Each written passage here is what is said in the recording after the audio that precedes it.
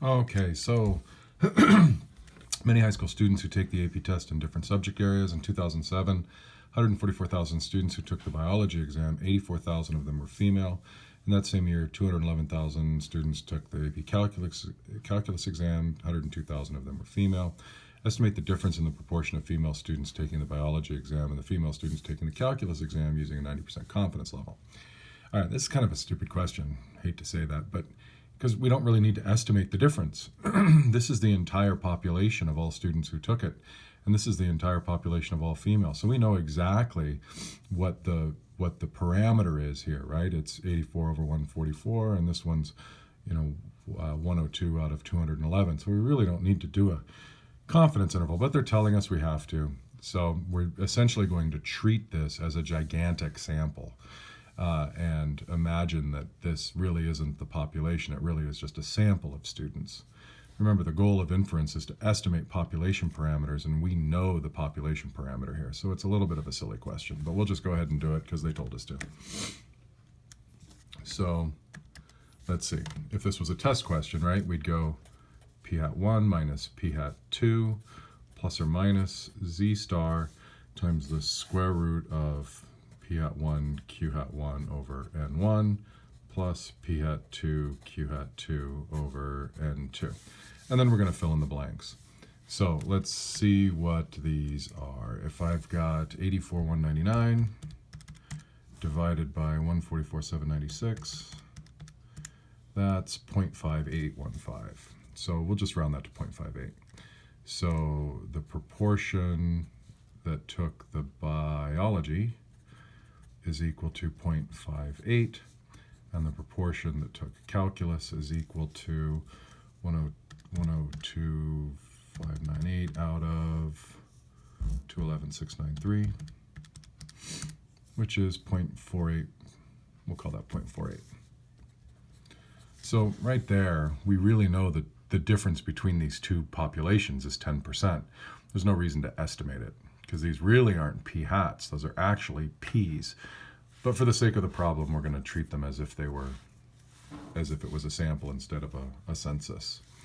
So then we're going to fill in the blanks, right? So we're going to go 0.58 minus 0.48 plus or minus. Then we're going to do the z star value. And I've lost my chart. Here's one.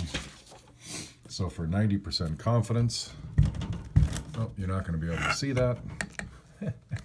But for 90% confidence, it's 1.645 down there at the bottom of the chart.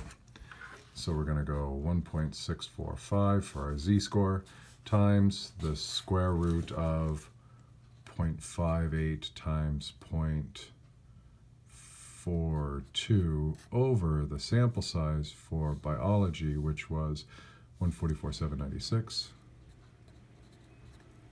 plus, and then 0.48 times 0.52 divided by its sample size, which was 211,693. All right, I've got the formula all typed in.